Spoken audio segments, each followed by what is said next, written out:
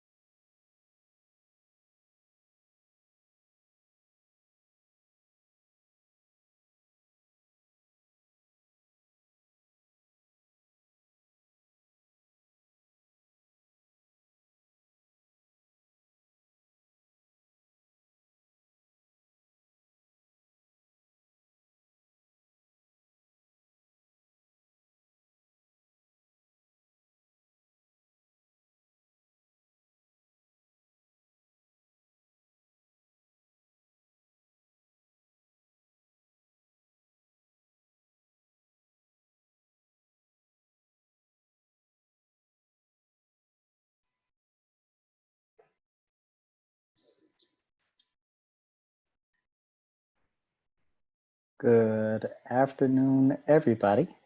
Thanks so much for joining us. This is about the time where I would give a 1-minute warning, but because we're inside of that 1 minute, we will go ahead and get started. Um, First and foremost, thank you so much for taking just a little bit of your time to join us today for our webinar about 3D printing, and not just 3D printing generally, but 3D printing purposefully. Thinking about even for our students who are beginners, who have never done any kind of 3D printing, who have never done any kind of computer aided design. We want to empower them to do some of this work with lots of intention. It's cool to just get in there and play around.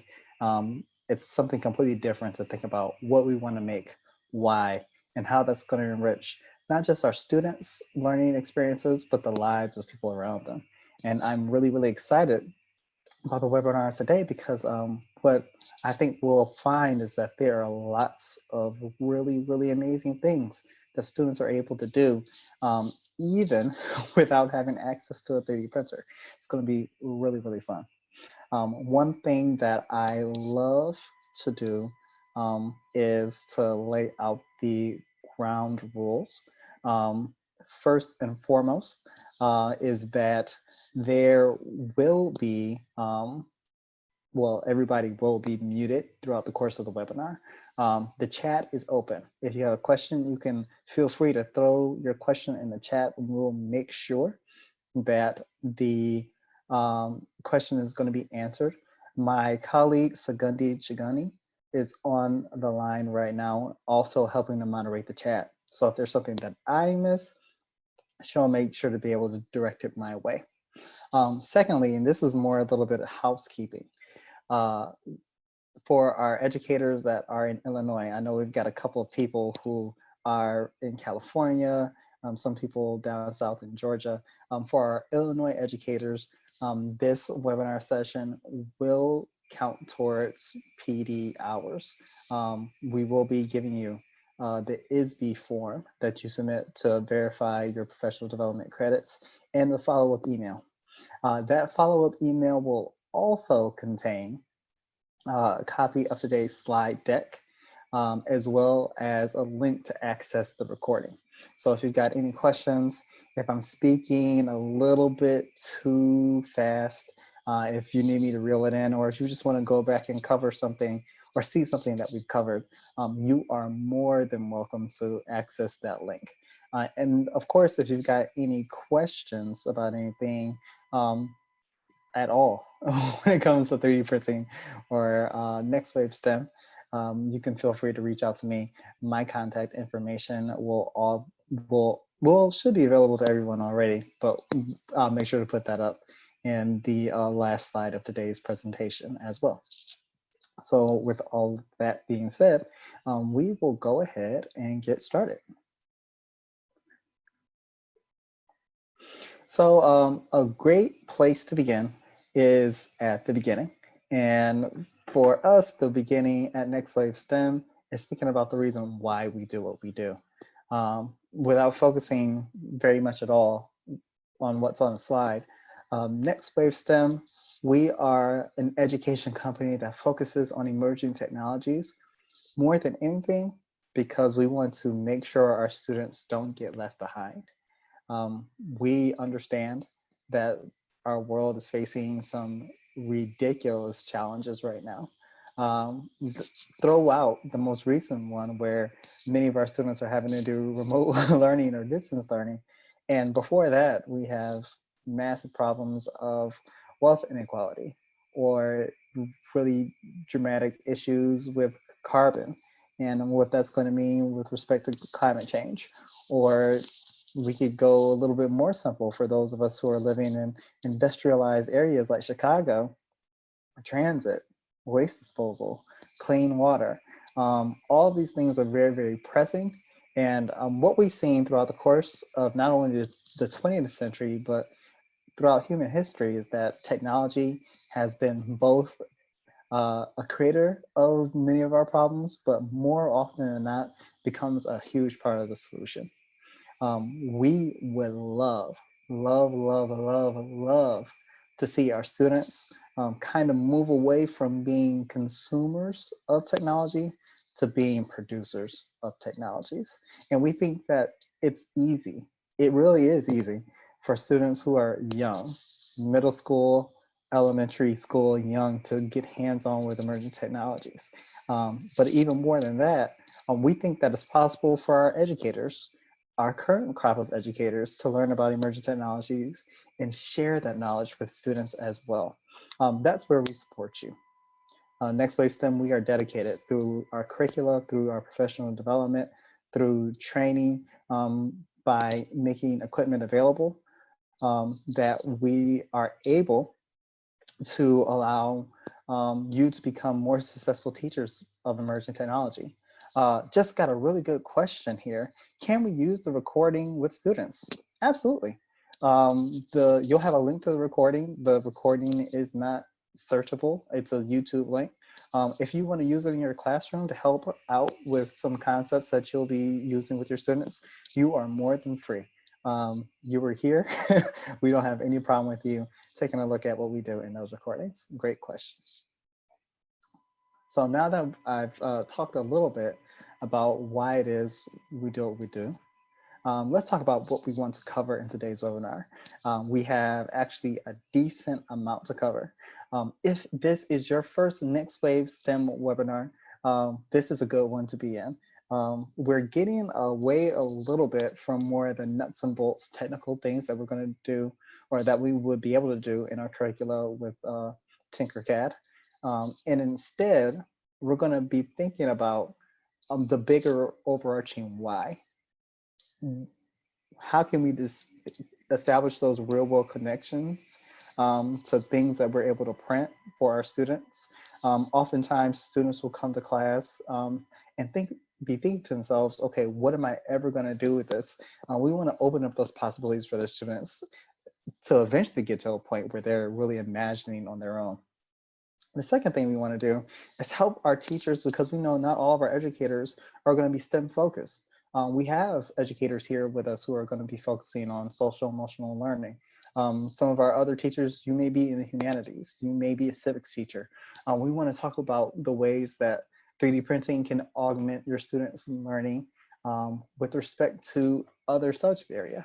And third, we want to kind of dump a bunch of resources on you when it comes to expanding what you can learn, what you can use, thinking about ways to get physical material to your students. Your students may or may not, most likely do not have a 3D printer at home. And if they don't, that's not going to be killing the baby in the crib. Really, there are ways to get those 3D prints to your students without you printing them. So we want to talk about those different resources to get you where you need to go.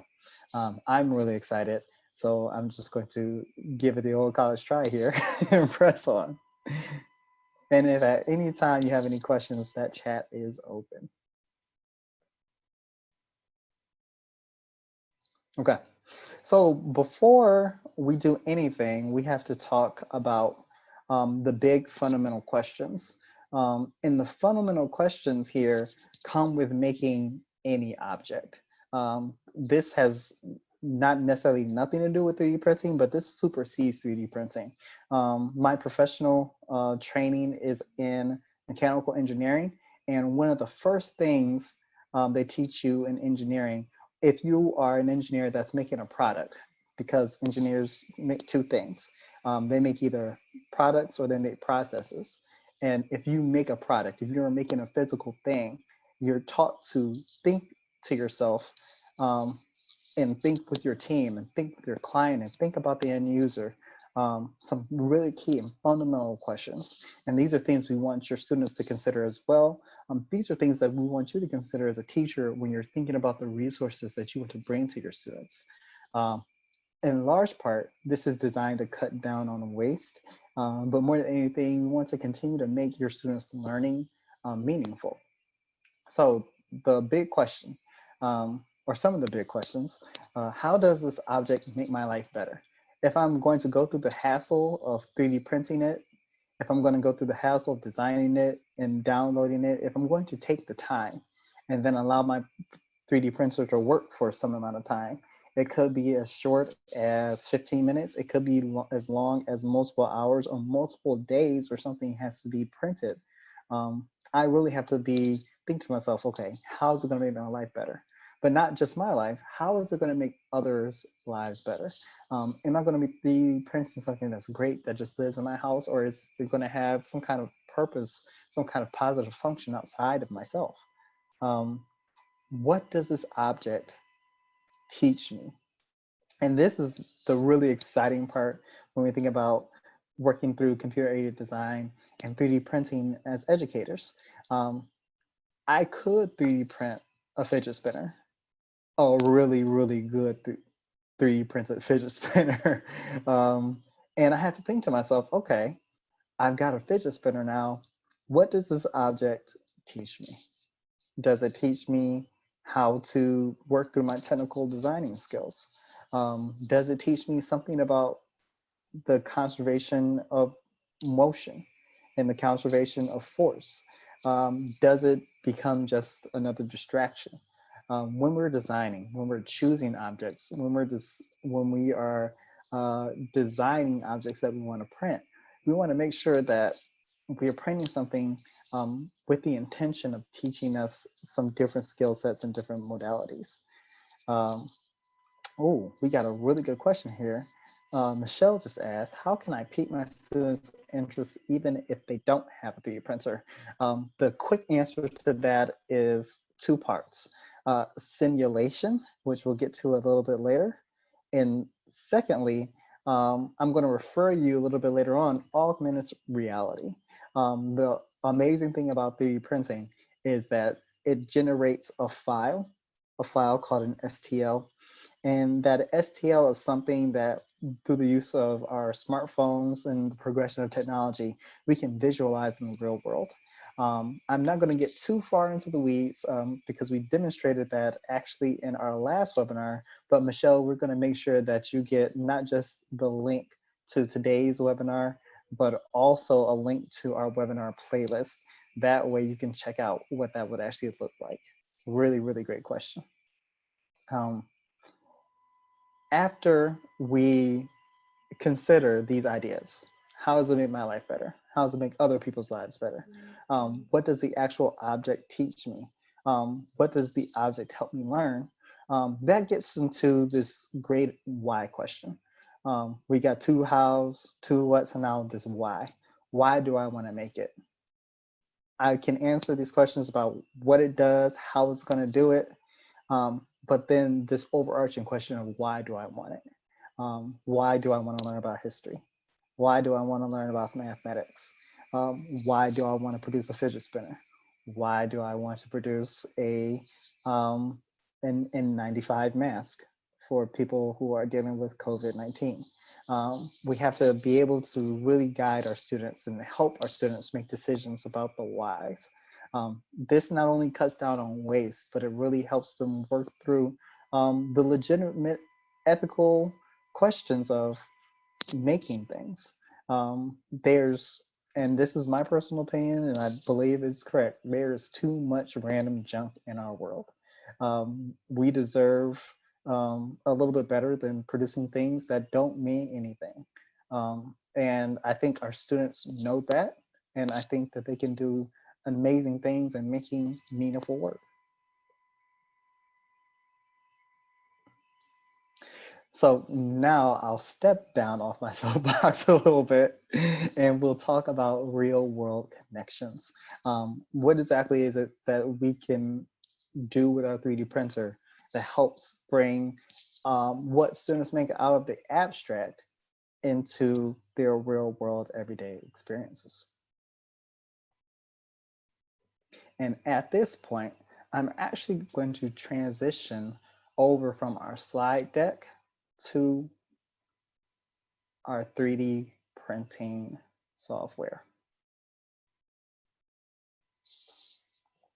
So I'm running this a little bit kind of like the baking show, where we're going to talk through a recipe and there are going to be some things already prepared and ready to go. But we're going to see those things jump up at us in real time. Real world connections. The real world connections we want to make is this idea that the objects that exist in our 3D design software aren't things that we need to draw per se. They really become things that we can drag and drop really simply and then modify. So we're taking a level of complexity out of what our students would traditionally have to do with computer-aided design software. I'm a huge fan of Tinkercad for this reason. Some of your students may be learning other software. They may be learning Autodesk Inventor. They may be learning with SketchUp. And some of your students may already be familiar with Tinkercad. You may be familiar with Tinkercad. But the amazing thing about Tinkercad is it gives us lots of really, really powerful options. So the first thing I want to do is talk a little bit more about, okay, what is out there are options? Well, there are, of course, basic shapes. Looking on the right side of the screen, one thing that's really, really amazing to think about is the fact that Tinkercad gives us some basic geometrical shapes that we can work with. And with those basic geometrical shapes, we can use both addition and subtraction to create more and more complex shapes, parts, and then those actual things that we want to 3D print. You're saying, okay, great, Desmond, that's awesome. You've said some words that might not mean a whole lot to me here. Can you show me exactly what you're talking about? I'm so glad that you asked. So what I'll do at first is pull a shape out here. One of my favorites, I've got a little star next to it, this sphere. I'm going to drop it onto our work plane. That is the primary way that your students are going to add, and I'll show you in a moment, even subtract shapes from the area that they're working with. I'm going to zoom in on our sphere. So with the sphere here, I've got something that I can easily modify. I can change the aspect with regards to how tall it is, up or down. I can adjust so that it is no longer perfectly spherical. So being able to adjust the shape in pretty much any way that I can imagine. And there is this small box upper right-hand corner that's called the object modifier. Inside the object modifier, based on whatever shape that you're grabbing, you're actually able to change different dynamics of the way the shape is built. In the case of our sphere, there's something called steps. If I grab the slider, I can increase the number of steps. The short and easy way to describe what's happening is we're adding the number of different geometrical figures to our sphere. It's not a perfect sphere. It's the best mathematical approximation that our computer and that the software is able to generate of a sphere. So it's actually a collection of geometric shapes. But I can also decrease the number of steps. So much so that we don't get something so spherical, so round anymore, get something extremely geometric. So our students are able to not only make shapes, but approximate shapes using the software. Really, really interesting. Not necessarily automatically useful, but that's something that we are able to explore a little bit more through the curriculum that we employ at NextWaveSTEM. So I'm just going to erase that shape, and I'm going to grab a slightly different shape, say in this case a cone. You'll see that my cone, as it sits on my work plane, actually gives us a little bit more with respect to the options. For those of us who are teaching geometry and mathematics, this becomes a really, really powerful platform with regards to modifying and changing shapes, thinking two-dimensionally and three-dimensionally. So these sliders allow me to modify things like the actual height of the cone. I can also type in whatever I want that value to be. But I can also change, very similar to the steps, how many segments make up the size of our cone. If I increase it, I get something that looks more rounded. If I decrease it, I get something that looks much more geometric, doesn't really look like a cone anymore, so I'll make this as high fidelity as possible. And then I can adjust things like the radius of the base and the radius of the top. So we can see here that we are able to really make some very, very interesting fine adjustments to Tinkercad. And because I'm able to make fine adjustments to Tinkercad, I'm able to do things like work with some compound shapes. So I've got maybe a cone to start with. I can grab one of my favorite shapes again, a sphere. I'm going to float my sphere up a little bit because it's really, really big. And I'm just going to freehand get our sphere kind of closer to where I want it to be here. I'm going to decrease its size. And if I've done well, I've got something that, oh, I need to modify my sphere again, just a little bit more. I've got something that from this angle at least kind of almost looks like a chess piece, looks like a pawn. It's very avant-garde math, but, but it's the kind of thing that you can imagine your students being able to make quickly to represent a more robust idea. Got a copy here from Melissa, who is an industrial technology teacher from Kansas. You're saying that you don't have a 3D printer yet, but she would love to write a grant from one. You know what? We can help you with that. We have a grant writer on staff here at NextWaveSTEM that we would love to connect you with and talk more about purpose and what your students will really be able to learn from the additive manufacturing process. There are some really, really, really interesting things going on in industry right now with 3D printing. Whether you're talking about material sciences, people who are working in NASA, making rocket engines, down to the fashion industry.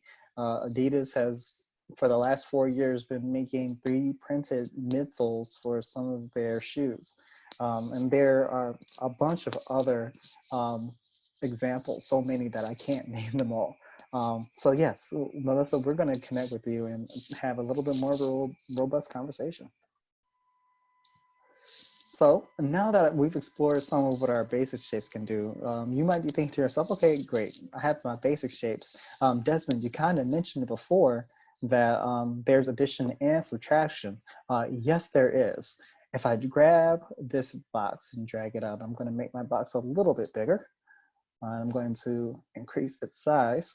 What I'm able to do is create shapes both with addition and subtraction.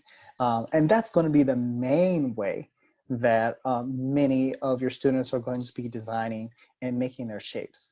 So you start off with one box in this case. And what we can do is take a second box. And with the second box pulled out, I've got my inspector here. And I can change the different parameters of the shape, but more than anything, I want to create the shape as a whole. When I turn a shape into a whole, now that's negative 3-dimensional space. And now we're exploring, once again, these geometric ideas. I can add figures together, but I can also subtract those figures. I can add 2-dimensional figures. I can add and subtract 3-dimensional figures. And in this case, I've got a large or a larger 3-dimensional figure. That's a solid. I've got a smaller 2-dimensional figure, or a smaller 3-dimensional figure that is a whole. And if I add those shapes together, I've got a smaller but still solid 3-dimensional figure. Something that like that allows us to make all kinds of different things, from buildings to boxes to intake manifolds. this idea of taking a solid three-dimensional shape and peeling away a section of a three-dimensional shape to create something more complex really becomes central to what students are able to do in Tinkercad, just with this very simple function that's called group and ungroup. So that becomes something that's critical for your students to learn, and it's something that takes a little bit of an adjustment, but your students pick up on it so quickly, it'll actually amaze you at the kind of things that they're able to design from there. So what I'll do now is delete that shape. Oh, delete both of these shapes because we don't need them anymore. Basic shapes are great. They're amazing. They allow us to create some interesting, really robust things, but we can go beyond the basic shapes. Tinkercad has a complete list of different shape types that we're able to adjust, some of them much newer than other ones. So just perusing down this list a little bit, we're able to work with text and numbers. This idea in text and numbers is just taking any text that you might have and working with it. So you can designate what it says. In this case, I'll just spell my name. That's a favorite for our students. And that becomes something that we're able to modify the height on, change how big bezels are, change how many actual segments those letters have. Really, really easy to work with. I'll delete that guy. All of our letters of the alphabet are numbers and a couple of punctuation marks we can do with text and numbers. We also have this thing called characters, and characters is a whole lot of fun. This is where Tinkercad kind of takes some artistic liberty and is able to allow our students to design some interesting things. So our characters, think of 3D Mr. Potato Head almost. And sometimes our students may ask, okay, which one came first, the chicken or the egg? Characters might be the kind of thing that allows us to start to tell a very poorly crafted joke. It is the perfect opportunity for your students to remind you of how cool you are not with characters. So I'm just going to delete that guy. Another group is connectors. And I love, love, love connectors because this is where kind of the engineering thinking and design process can come alive for our students. Connectors, if your students have ever used action figures or played with dolls, connectors allow us to 3D print objects that are now able to move. So what do I mean by able to move? Well, if you've got a socket and a ball can connect into a socket and then move in multiple directions. And they can have already kind of learned some of the skill sets to be able to manipulate connectors by working with basic shapes. So in this case, I might grab this ball connector. I'm going to zoom in a little bit. And what you'll notice about the ball connector is that it's giving us a notice in our inspector. It says that it's scaled for 3D printability. That means that we can't actually stretch and pull the part. I cannot resize it here in Tinkercad. If I wanted, however, to make the parts bigger or smaller, increase or decrease scale, that's something that I could do in the slicing software a little bit more easily. We'll have a chance maybe to talk about that briefly a little later on. Once I have a ball connector here, I can rotate this connector just 90 degrees to help prove a point a little bit later. So I've got a ball connector here, zoom out a little bit, and I'm gonna grab a socket. And the great thing about our socket and ball connector, which is also scaled, is that it allows us to see really quickly how these two parts are meant to interact with each other, where the ball is designed to snap into the socket and then move around freely. Well, you might be saying, okay, great. I've got a ball, I've got a socket. What good is that gonna do for me? Well, lots of good. I could imagine, well, I love my 3D complex art. Maybe I want to have a box that's married to a cylinder. Well, the group function allows me to create a brand new shape.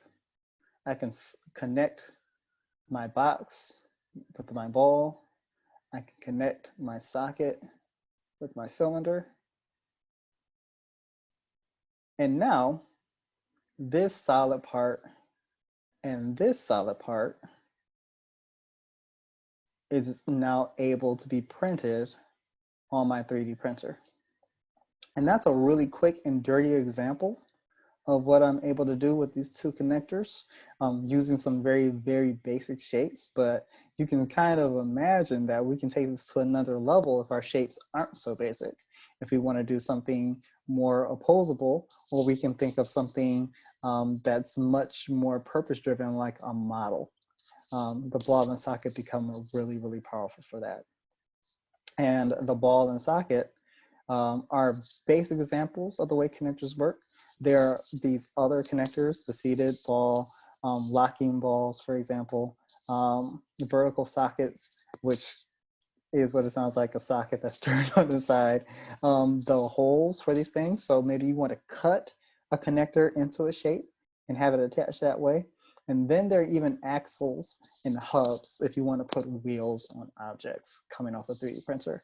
Your options become really, really, really diverse. Lynn said that she liked the shoe design idea since many of her students are always sketching shoes.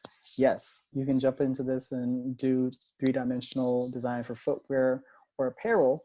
And using something like a connector, we might be able to expand on what our footwear or apparel is doing. So big, big fan of connectors.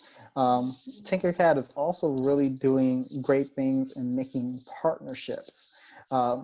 The Oregon Museum of Science and Industry, OMSI, was running a design competition a couple of years ago where they were working on redesigning their new atrium space.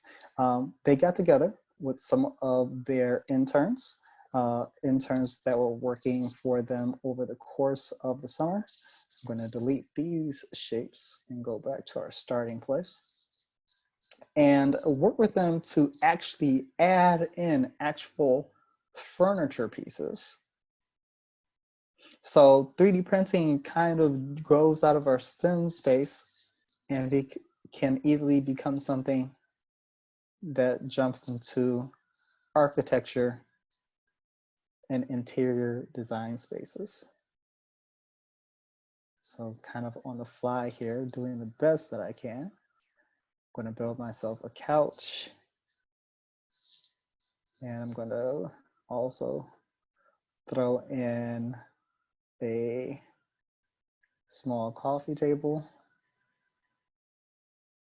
And now you've got a sense of where I spend my evenings when I'm not working, on the couch with my coffee table in front of me. This is something that allows our students to really experiment and think about visualizing all kinds of different spaces in 3 dimensions. Not just things that they want to make, but things that they can move through. They may be 3D printing for architectural purposes when making models. They may just be doing 3D design when it comes to designing an interior space, whether that interior space is for human beings or for habitats for animals, or for thinking about even really small interior spaces on the inside of machines. The thought processes, the train of thought is very, very similar in moving through all these kind of methodologies. And Lynn just asked again, how much does this cost? It's free. Tinkercad is free. I believe their intention is to have it be free forever, and it connects to Google Classroom. So if you're using this with your students, if you're a Google school, You're able to create classes, manage your classes. You can connect this with Google Classroom if it is your LMS. It is a great way for your students to really work with it. All your students need is a device and an internet connection, and they can work in Tinkercad. Really, really good question there. So OMSI doing really, really cool stuff when it comes to Tinkercad. I am going to transition briefly back to the slide deck. Some of the things we've already had a chance to see. So Tinkercad gives us the ability to adjust our shapes, to put shapes together and take them apart, and to use negative space to create very, very interesting shapes. And we talked about addition and subtraction, how we can put things together and pull them apart to make those more complex shapes. But now we want to continue to expand our thinking. That stuff is really cool. There are real world connections to be drawn between science and the arts, manufacturing, mechanics. Very, very easy to make those connections. But what about the liberal arts? What if I'm someone who wants to teach my students about subject matter that isn't inherently or explicitly mathematics or STEM based? What does Tinkercad do for me there? Well, we can think about this purpose of artifact reproduction. History isn't a dead thing, it's a living thing. It's being made around us all the time. When we think about anthropology, the study of people, we're understanding that it's longitudinal, that nobody just appeared out of the sky one day and just where they were. We all have a history and we all have a future. And part of the way we learn about that is through the things that we use and the way that we treat them and their purposes. Once upon a time, when a much less technically and technologically connected world, people did not travel very much. A person could live and die and really not travel much further than maybe 50 miles from the place where they were born. That means that if someone wanted to learn more and more about the world around them and things that they did not know, they had some very limited options. They would have to find someone who had been there and was traveling, read their notes, read their writings, look at their drawings, listen to their stories. But then as the ability to travel, sea travel, traveling via horse, eventually traveling via airplane became more and more available to people. People are able to travel and go and see these places.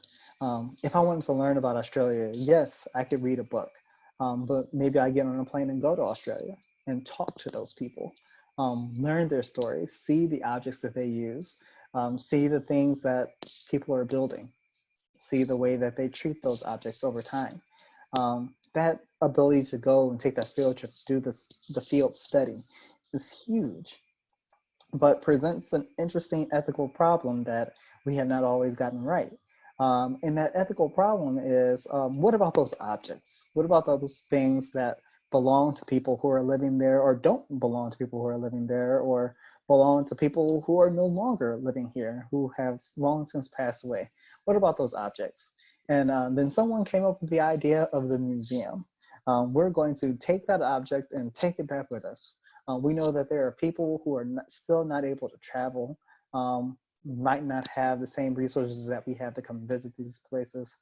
So we want to bring these places to them. Pottery, mummies,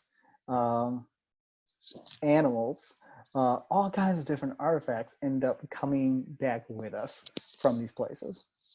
So here we are in the 20th century, or actually the 21st century, and we have museums all over the world, thousands of institutions that have taken the history of these objects and transported them and relocated them and borrowed them and appropriated them from all over the world so they can bring these faraway places closer to people who want to learn about them.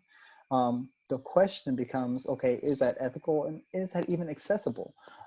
Right now, during the midst of COVID-19, crisis, people can't go to museums. So how can we bring that history to them? How can we bring that knowledge to them? And that's where our 3D printers come in. They give us the ability now to reproduce those objects, even at scale, to share more and more about what our students are able to learn. Alicia just asked a really good question. How durable are the 3D printed items? Great question. Alicia, that depends, kind of like if you build a house, on your settings and how well the actual construction is done. Your 3D printer, and this is something that I will be able to show a little bit later, your 3D printer has settings. If you want to print an object that is completely solid, it's going to take a lot of material and it's going to take a lot of time, but it's going to be incredibly strong. If you want to print an object that's completely hollow, that's going to take much less material. It's going to take much less time. And it's also going to be something that's very easy for me to crush, like a pop can. It really depends on how your printer is set up, the actual material that you're using, the filament.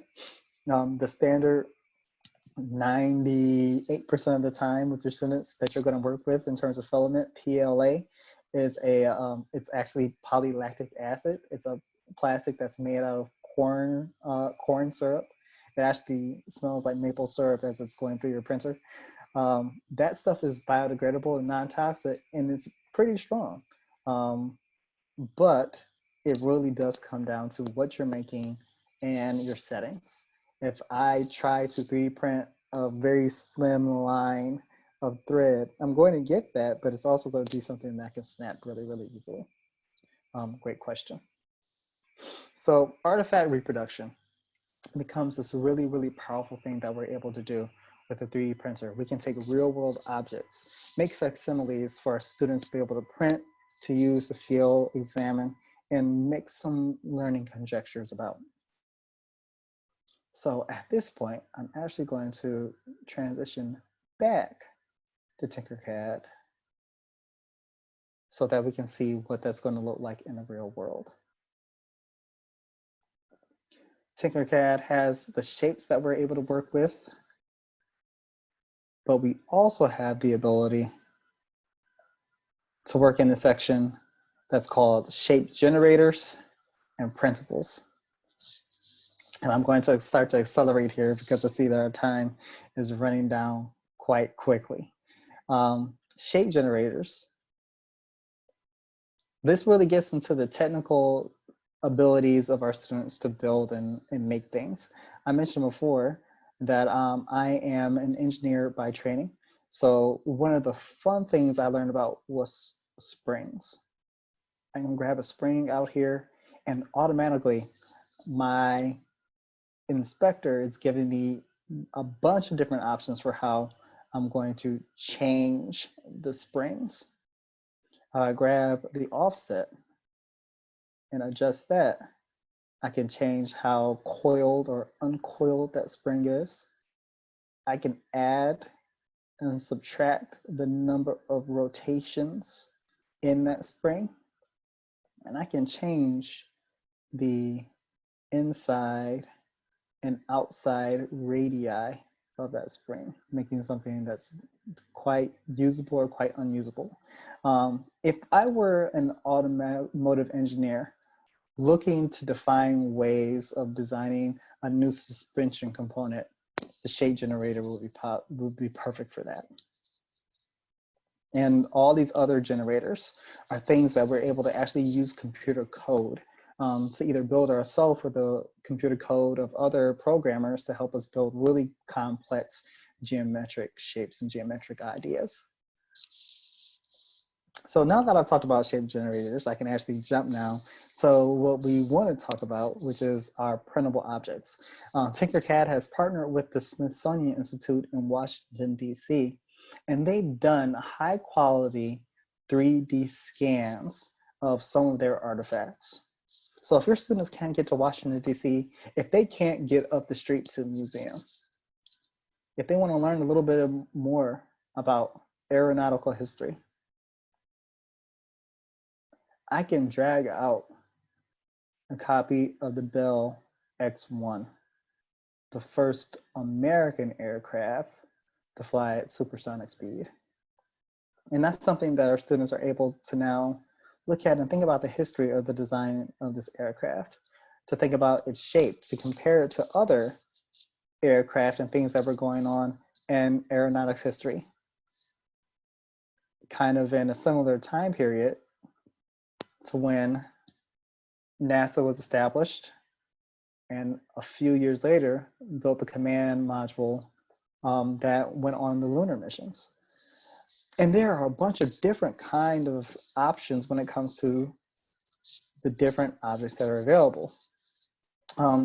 Illinois, here, this is the land of Lincoln, and in the land of Lincoln, many people are huge fans of the 16th president. And we can see a life mask. That's one thing that might have been available for us to see at the museum, but now we're able to see that in Tinkercad and 3D space, and with our 3D printer actually printed. There's also the ability to grab these printables, like specifically a dinosaur skeleton.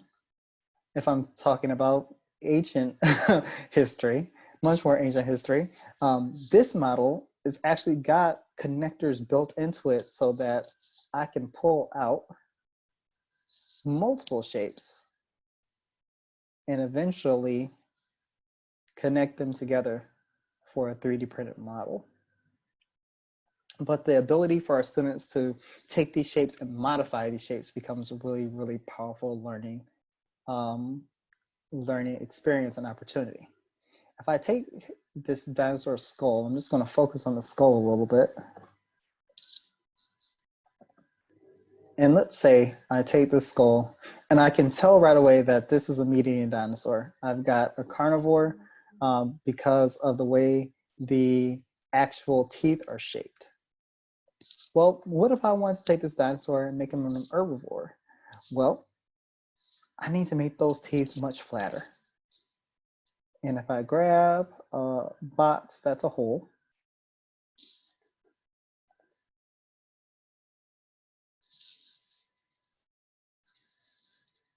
I can modify how tall that box is.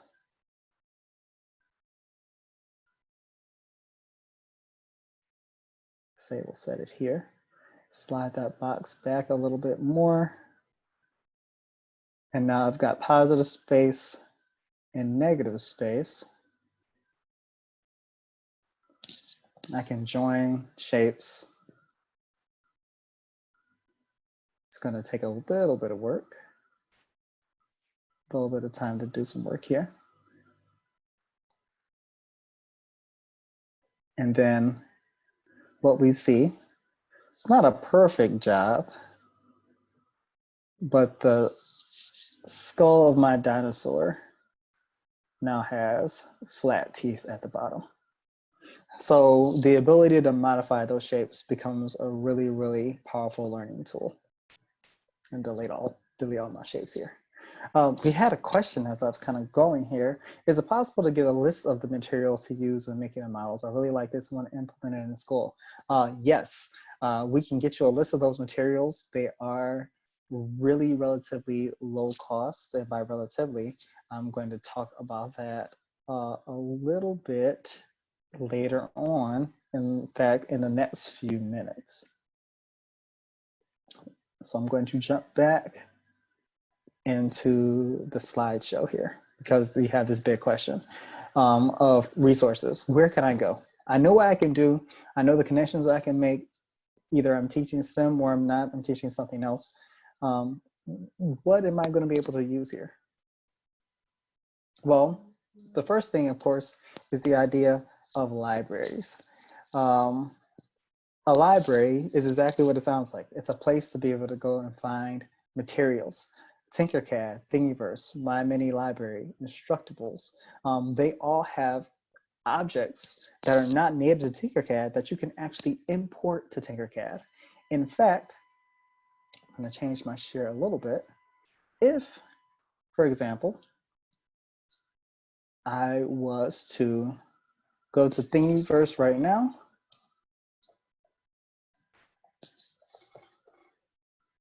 The first thing that you're going to see is a challenge to design and develop face coverings. There are all kinds of objects. These are free to download for your students from all these libraries, things like Baby Yoda, some movable designs. Some of us are huge Black Panther fans, so we can grab this Panther origami as an example. But then you've got people who are making real world COVID-19 PPE protection. So if we are thinking once again about whether or not we want to make something that's useful to me or useful to the people around me, this is a perfect example of 3D printing and 3D design that's made real for our students in some ways that can impact their lives directly and immediately. And that's all found in these libraries and these resources. I will say again that you're going to be getting a copy of the slide deck. These words here, these links are actually live links. You'll be able to click on those when you open this on your computer, and it will take you right to those websites so that you can explore a little bit more. But you're also able to get things physically printed. Cloud printing services are places where you take your 3D design and they will actually print and mail you back the things that you're printing. AstroPrint, actually MakerBot has a service where they'll mail you the print. iMaterialize, and many, many more. That goes to the next two steps of this process. Once you get a design, your design has to be then sliced. After you slice that design, that's just a fancy way of saying taking the 3D object and making that into a language your actual 3D printer can understand. There's the printing, the material goes into the 3D printer and comes out as an actual object. That's something that's really, really powerful.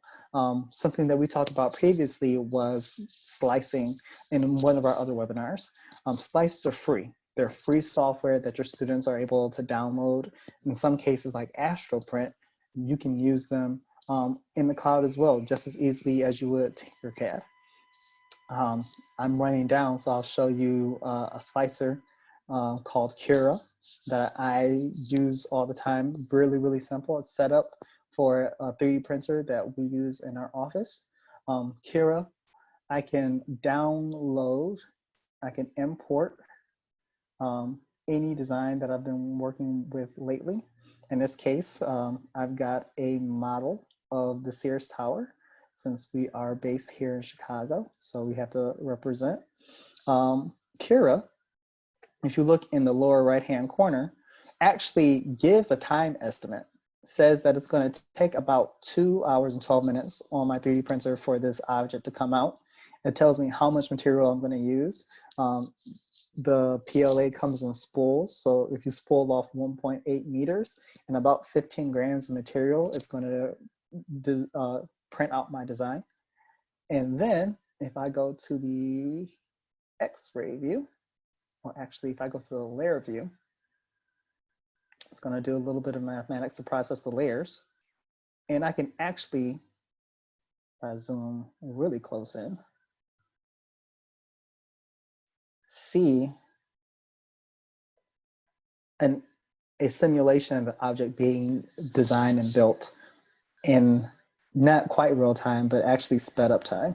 So I can adjust the slider and you can get a sense of actually how the machine is going to move and lay down the plastic as it builds up whatever object you are designing. So that's a little bit advanced, but that's something that our students are able to access if they don't have a physical printer available to them.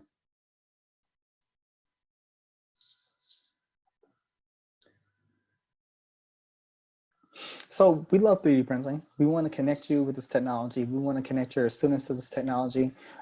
We believe that you're able to make some real world connections to things that are going around in your students' lives, but you're also fostering your mission as educators. You're building those 4C learning skills that so many of you have gone to webinars and professional development sessions about, but you're also building those life skills.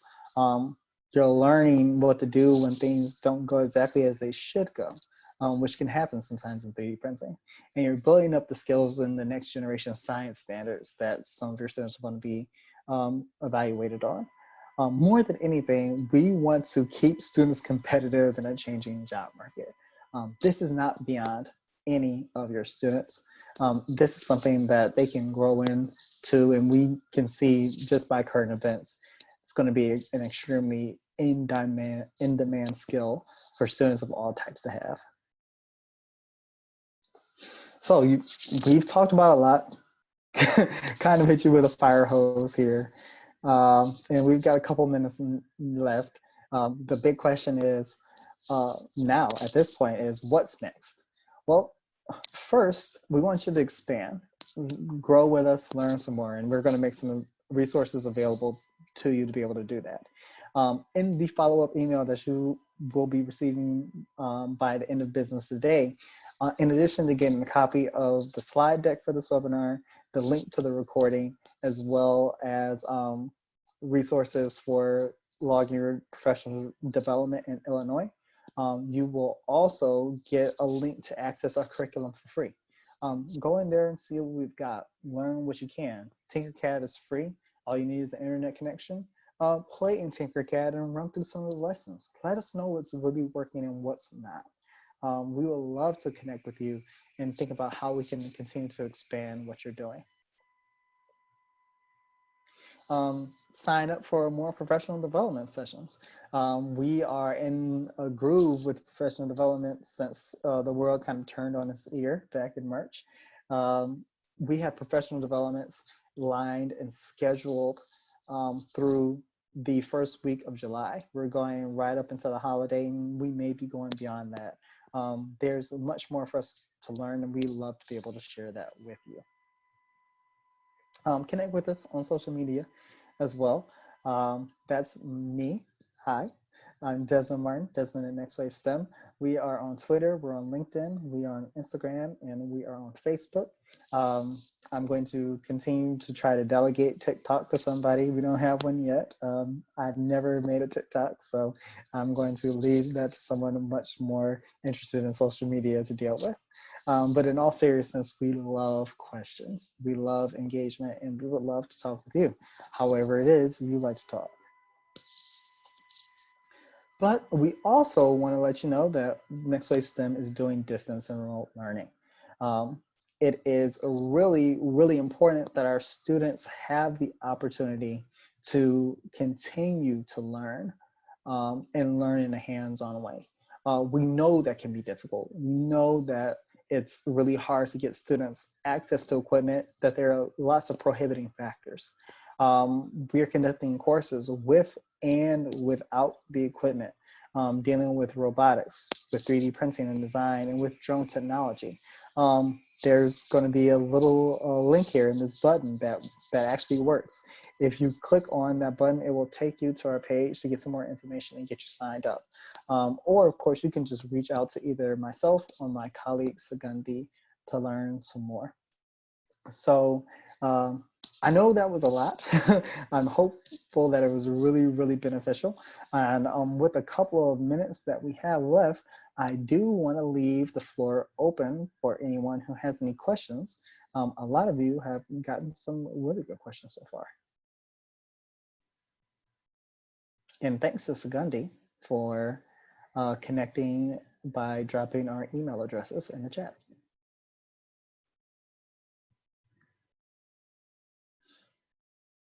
And no question is a bad question. While I'm waiting, I'm literally going to drink some tea.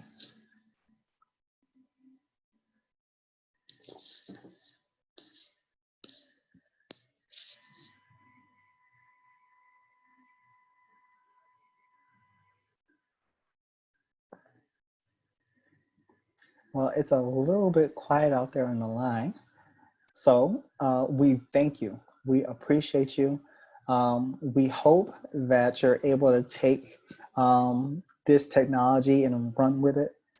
We hope that you've got some great ideas. We hope that you're as excited as we are to integrate emerging technologies into your classrooms.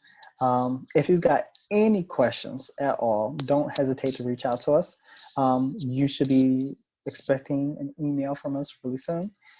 Until then, we will speak with you in the near future. Bye-bye now.